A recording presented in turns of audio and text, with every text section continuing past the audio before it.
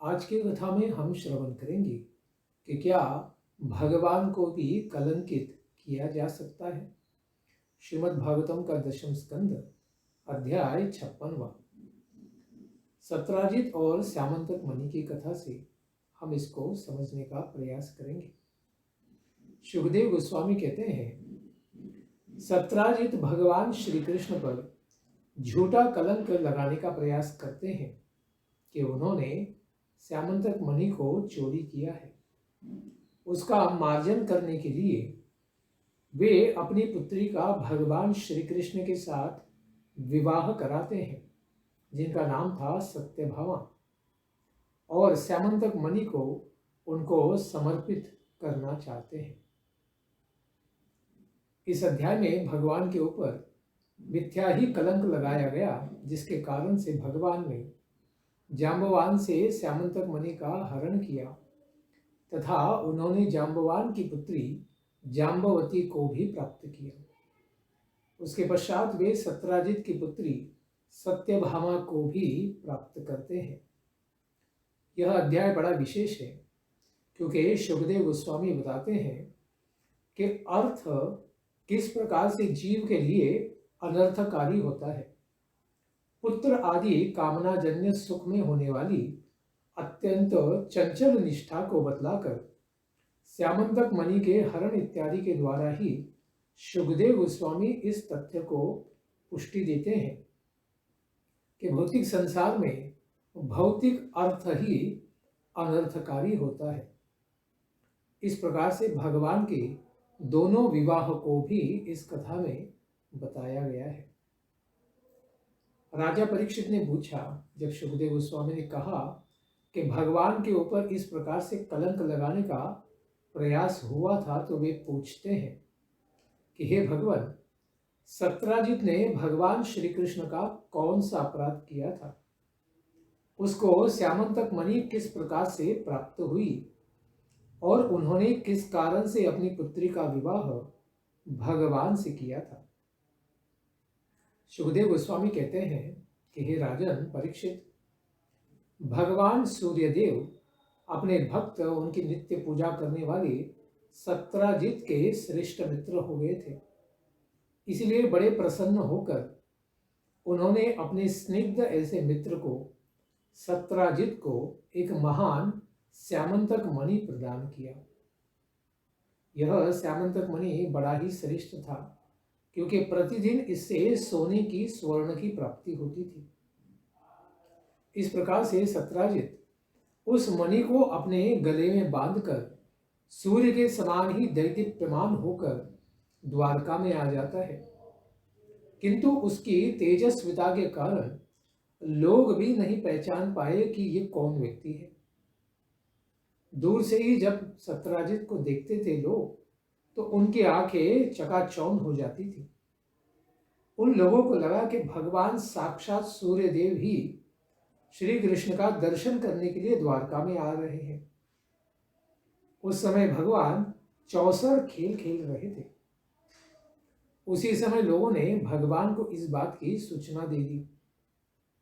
लोगों ने भगवान से कहा कि हे नारायण, हे शंख चक्र गदा धारण करने वाले भगवान, हे दामोदर, हे कमल के समान मनोज्ञ और कोमल नेत्रों वाले हमारे स्वामी, हे गोविंद, हे यदुवंश शिरोमणि, हे संपूर्ण जगत के स्वामी, आपका दर्शन करने के लिए अपने तीक्ष्ण नेत्रों वाले, तीक्ष्ण किरणों वाले तथा अपनी किरणों से सबों के नेत्रों को चकाचौंध कर देने वाले भगवान सूर्यदेव आ रहे हैं।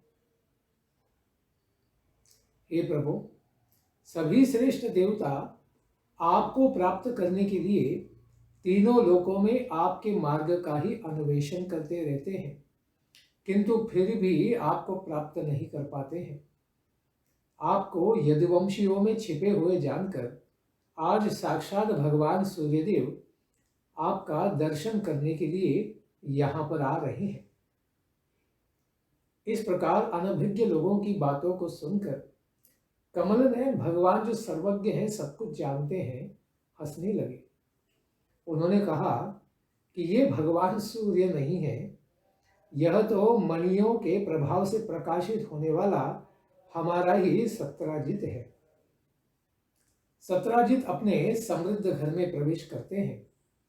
वहां उसके आने के कारण मंगल गान किया जाता है। अच्छा उत्सव मनाया जा रहा था। सत्राजित ने ब्राह्मणों के द्वारा देवगृह में मणि की प्रतिष्ठापना कर दी। राजन परीक्षित, जहां पर वह पूजित मणि रहता था स्यमंतक, वहां प्रतिदिन 8 भार स्वर्ण वह मणि उत्पन्न करती थी। भार का प्रमाण बताते हैं आचार्य, 4 ब्रीही या धान के द्वारा एक गुंजा बनता है, 5 गुंजे का एक पण बनता है, 8 पणों का एक धरण बनता है, 8 धरण का एक कर्ष होता है और 4 कर्ष का एक पल होता है और 100 पल का एक तुला होता है और 20 तुला का एक भार होता है। इस प्रकार से 8 भार स्वर्ण उस मणि के द्वारा प्रतिदिन निर्माण किया जाता था। इतना अद्भुत मणि था। एक बार भगवान ने सत्राजित से कहा कि वह यदुवंश के जो राजा हैं उग्रसेन देव, उनको वह अपना यह श्यामंतक मणि दे दे। किंतु इस बात पर विचार किए बिना ही अर्थ के लिए लोलुप रहने वाला, कामुक रहने वाला सत्राजित ने उस मणि को उग्रसेन को नहीं दिया, क्योंकि इसके द्वारा सूचित होता है कि भगवान को समर्पित किए बिना स्वयं पहले किसी भी वस्तु का भोग करने वाला व्यक्ति संपूर्ण अनिष्टों को दूर करने वाली भी वस्तु हो, जैसे श्यामंतक मणि है, फिर भी वह वस्तु उसके लिए अनिष्टकारिणी ही हो जाती है, उसके लिए अनर्थ ही बन जाती है, अपनी जान तक गंवानी पड़ सकती है। जैसे सोने का जैकेट पहनने वाले व्यक्ति को लोग पत्थरों से उसकी चटनी बनाकर वह जैकेट ले लेते हैं। एक बार ऐसा हुआ कि यह सत्राजित के ही भाई बड़े प्रेम से उस महाकांति संपन्न श्यामंतक मणि को अपने गले में बांध लेते हैं और घोड़े पर चढ़कर वन में शिकार करने के लिए जाते हैं।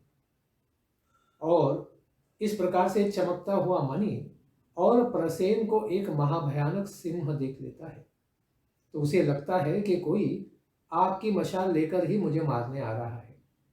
इस भय के कारण वह सिंह प्रसेन के ऊपर आक्रमण कर देता है, उसके घोड़े को भी मार देता है और प्रसेन को भी मार देता है। और उसे पता चलता है कि यह तो आग नहीं, यह तो मणि है।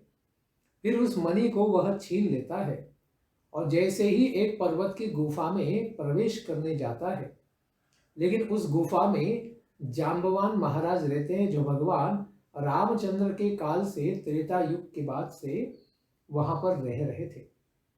इस प्रकार जब जाम्बवान देखते हैं कि यह विशेष मणि इस सिंह के पास क्या कर रहा है, तो उस सिंह को जाम्बवान महाराज मार देते हैं और उस मणि को अपने पास ले लेते हैं। इस प्रकार से अनर्थकारी मणि एक से दूसरे की ओर जाता रहता है। जाम्बवान भी उस मणि को क्या करेंगे, ऋक्षराज हैं, फिर उन्होंने अपने ही बच्चे के हाथ में उसको खेलने के लिए दे दिया कि भाई खेलो इसके साथ। और सत्राजित अपने भाई को इस प्रकार से वापस आखेट से नहीं आने पर देखकर बड़ा ही दुखी हो गया, क्योंकि वह तो मृत हो गया था। सत्राजित कहने लगा कि मेरा भाई तो मणि को गले में बांधकर वन में गया था और भगवान कृष्ण उसे उस मणि को प्राप्त करना चाहते थे, तो शायद भगवान ने ही उसको वन में मार दिया है। यह सब सुनकर लोग आपस में कानाफूसी करने लगे। उसको भगवान तक किसी ने पहुंचा दिया कि आपके बारे में लोग इस प्रकार से बात कर रहे हैं। तो भगवान ने कहा, हमारे ऊपर लगा हुआ कलंक को हम अवश्य ही दूर करेंगे। इस प्रकार नागरिकों को, अपने सैनिकों को साथ में लेकर भगवान प्रसेन को जंगल में ढूंढने के लिए चले जाते हैं। और जब खोजते खोजते गहरे वन में पहुंचते हैं तो इस प्रकार घने जंगल में वह प्रसेन और उनका अश्व इसको सिंह ने मार दिया है, उनके मृतदेह को उन सब लोगों ने ढूंढ के निकाला। और इस प्रकार से वहां से सिंह चला गया है तो उसके पैरों के चिन्ह दिख रहे थे। उन चिन्हों को देखते हुए ही लोग आगे बढ़ते गए और फिर आगे जाकर एक पर्वत की गुफा में ऋक्ष ने भी उस सिंह को मार दिया है। पहले तो किसी ने उसको मार दिया है, इस प्रकार से देखते हैं। और फिर गुफा तो बड़ी गहरी है, भयानक है। इस प्रकार से प्रजाओं का डर न हो या उनके जीवन को संकट में न डाले, इसलिए भगवान श्री कृष्ण सब प्रजा को गुफा के बाहर ही रख देते हैं और घोर अंधकार से युक्त उस गुफा में, वृक्षराज की गुफा, जांबवान की गुफा में स्वयं अकेले ही प्रवेश करते हैं। वहां पर जब भगवान अंदर जाते हैं तो वे देखते हैं कि वह श्रेष्ठ मणि एक वृक्षराज के बच्चे के हाथ में खिलौना बनाकर वह खेल रहा है। इस प्रकार से उस मणि का अपहरण कर लेने की इच्छा से भगवान उस बालक के सन्निकट में जाकर खड़े हो जाते हैं कि बालक का ध्यान न होगा तो हम ले लेंगे, इस प्रकार से भगवान सोचते हैं। लेकिन यह अपरिचित व्यक्ति इस बच्चे को क्यों देख रहा है? इस प्रकार से उस बच्चे का पालन करने वाली एक धाई थी, वह डर जाती है और जोर से चिल्लाती है। इस प्रकार उसकी चिल्लाहट को सुनते हुए बलवानों में बड़े ही श्रेष्ठ त्रेता युग से वृक्षराज जांबवान, ब्रह्मा जी के पुत्र, इस प्रकार से क्रोध को प्राप्त करते हुए दौड़ते हुए वहां पर आ जाते हैं। ऐसे क्रोधी जांबवान जब भगवान को देखते हैं तो समझ नहीं पाते हैं। भगवान राम को उन्होंने देखा था, भगवान श्री कृष्ण को कभी नहीं देखा था। इस प्रकार से उन्हें एक साधारण मनुष्य ही समझ लेते हैं, भगवान के प्रभाव को वे जानते नहीं थे। इसीलिए अपने स्वामी ही होने पर भी भगवान के साथ उन्होंने युद्ध के लिए ललकार लगाई। जैसे मांस के लिए बाज पक्षी एक दूसरे में लड़ते हैं, उसी प्रकार से एक दूसरे को परास्त करने की भावना से वे दोनों ही पहले आयुधों से युद्ध करते हैं, उसके पश्चात गुफा में पत्थरों की शिला से, फिर वृक्षों से और अंत में फिर तो बाहुयुद्ध करने लगते हैं। इस प्रकार दोनों में अत्यंत भयंकर द्वंद्व युद्ध छिड़ गया। वज्र के समान ही बड़े कठोर एक दूसरे पर वे दोनों मुक्कों का प्रहार करने लगे। इस तरह से रात दिन लगातार युद्ध खेलने के कारण दोनों 28 दिन तक युद्ध खेल रहे थे। इसके पश्चात भगवान श्री कृष्ण ने इतने मुक्कों के द्वारा जांबवान के दिव्य शरीर के ऊपर आघात किए, प्रहार किए कि उनके शरीर की एक एक गांठ ढीली पड़ गई। उनका उत्साह भी समाप्त हो गया, पसीने से सारा शरीर लथपथ हो गया। तब वे अत्यंत आश्चर्यचकित होकर भगवान श्री कृष्ण से कहते हैं कि हे प्रभु, मैं तो जान गया हूं कि आप सबों के हृदय में उनके प्राण, इंद्रिय बल, मनोबल और शरीर के बल है। आप ही पुराण पुरुष हैं, सबों को परास्त कर देने वाले आप ही सबके स्वामी साक्षात भगवान विष्णु ही हैं। क्योंकि जांबवान सोचते हैं इस संसार में, खास करके द्वापर में, मेरे साथ युद्ध करने की हिम्मत करने वाला कोई व्यक्ति हो भी नहीं सकता। वह भी बिना थके बिना रुके 28 दिन से मेरे साथ युद्ध कर रहा है, वह साक्षात भगवान ही हो सकते हैं। इसीलिए कहते हैं आप ही इस संसार विश्व की सृष्टि करने वाले ब्रह्मा जी को बनाने वाले हैं तथा सृज्य पदार्थों में सत्ता के रूप में आप विद्यमान हैं। मम तेजो अंश संभव, हर वस्तु में जो तेज है वह आपसे ही आता है। आप मारने वालों के भी काल हैं, आप मृत्यु के भी काल हैं तथा आत्माओं में सर्वश्रेष्ठ आप परमात्मा है साक्षात। हे भगवान, आगे वे कहते हैं क्योंकि भगवान श्री राम का उन्हें स्मरण हो आता है कि आप तो अपने नेत्रों में थोड़ा सा क्रोध भाव लेकर तिरछी दृष्टि से एक बार समुद्र को देखे भी थे।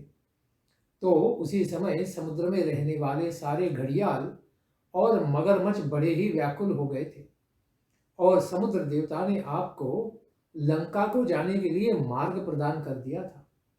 उस समय आपने समुद्र के ऊपर पत्थरों से केवल आपका नाम लिखने मात्र से सेतु का निर्माण कर दिया और आपने अपने यश का विस्तार किया था, उसका मैं स्मरण करता हूं।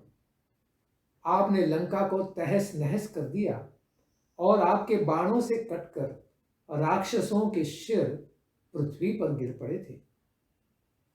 इस तरह से जिनको परमात्मा तत्व का ज्ञान हो गया था, ऐसे ऋक्षराज जांबवान से अपने स्वरूप में सदैव स्थित रहने वाले भगवान श्री कृष्ण उनसे कहते हैं, कमल के समान मनोज्ञ एवं कोमल नेत्रों वाले भगवान श्री कृष्ण कल्याणकारी अपने हाथों से ऋक्षराज के शरीर पर हाथ फेर देते हैं और बड़ी ही अनुकंपा कृपा से युक्त होकर प्रेम पूर्ण अपनी गंभीर वाणी से उनके सारे घावों को ठीक कर देते हैं। इस प्रकार से शक्ति संपन्न जांबवान से वे कहते हैं कि हे ऋक्षराज, मैं इस गुफा में इस मणि के द्वारा अपने ऊपर लगाए हुए मिथ्या कलंक को दूर करने के लिए और इस मणि को प्राप्त करने के लिए आया हूं। श्री भगवान के द्वारा इस प्रकार से कहे जाने पर प्रसन्न मना जांबवान जी भगवान की यथाचित पूजा करते हैं और मणि के साथ अपनी पुत्री जांबवती को कन्यादान कराते हैं। इस प्रकार से वे इन दोनों वस्तुओं को भगवान के चरणों में समर्पित कर देते हैं। गुफा में प्रवेश किए हुए भगवान श्री हरि को बहुत लंबे समय से बाहर नहीं आते हुए देखकर लोग 12 दिन तो प्रतीक्षा करते हैं, लेकिन उसके बाद दुखी होकर वापस द्वारका लौट जाते हैं और भगवान 28 दिनों के पश्चात बाहर आते हैं। इस प्रकार जब द्वारका में वे सैनिक पहले ही पहुंच जाते हैं कि भगवान श्री कृष्ण उस गुफा से बाहर नहीं निकले, इस प्रकार से बात को सुनकर देवकी, रुक्मिणी जी, वसुदेव और अन्य संबंधी कुटुंबीजन शोक करने लगे। इस प्रकार वे दुखी द्वारकावासी सत्यराजित की बड़ी ही निंदा करते हैं और भगवान को पुनः प्राप्त करने के लिए महामाया दुर्गा देवी की उपासना करने लग जाते हैं। उन सबकी आराधना से प्रसन्न होकर देवी माता त्वरित आशीर्वाद देती हैं कि भगवान श्री कृष्ण सबों को प्रसन्न करने के लिए तुरंत जल्द ही वापस आएंगे द्वारका। इसका आश्वासन देवी माता ने सबको दिया। सब बड़े प्रसन्न हो गए और इसके पश्चात यानी 28 दिन के पश्चात भगवान सबको प्रसन्न करते हुए मणि को प्राप्त करके अपनी पत्नी के साथ जांबवती के साथ प्रकट हो जाते हैं। जैसे कोई मरकर ही पुनः जीवित हो गया हो, जिस प्रकार से उन्होंने इसका अनुभव पहले की कथा में प्रद्युम्न के बारे में की थी, उसी प्रकार से अब भगवान के बारे में करते हैं। उस प्रकार से भगवान को भी पुनः प्राप्त किया और वो भी उनकी पत्नी के साथ, जैसे प्रद्युम्न भी अपनी पत्नी मायावती या रति के साथ आए थे, उसी प्रकार से भगवान श्री कृष्ण भी जांबवती के साथ आए हैं। इस प्रकार अपने गले में उन्होंने श्यामंतक मणि भी बांधा हुआ है।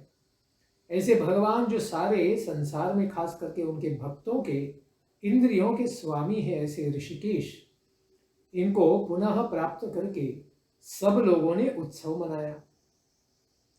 भगवान श्री कृष्ण सत्यराजित को सभा में बुलाते हैं।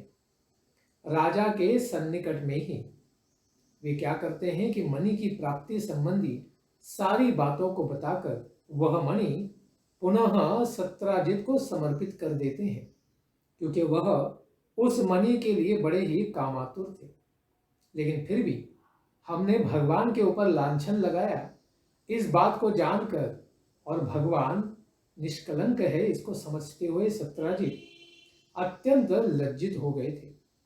वे अपना मुंह नीचे कर लेते हैं, मणि को प्राप्त करते हैं और अपने द्वारा महान अपराध किया गया है, इस बात से हृदय में अत्यंत संतप्त होते हुए अपने घर में चले आते हैं। वे सोचते हैं कि अपने द्वारा किए गए इस अपराध को मैं कैसे धो सकता हूं, क्योंकि भगवान श्री अत्यंत बलवान है। उनका विरोध करने के कारण वे बड़े ही व्याकुल हो गए थे।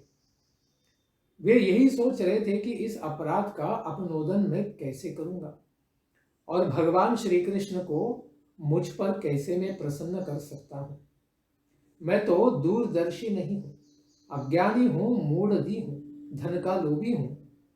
मैं कौन सा ऐसा अच्छा कार्य करूं जिसके द्वारा लोग मुझे कोसेंगे नहीं।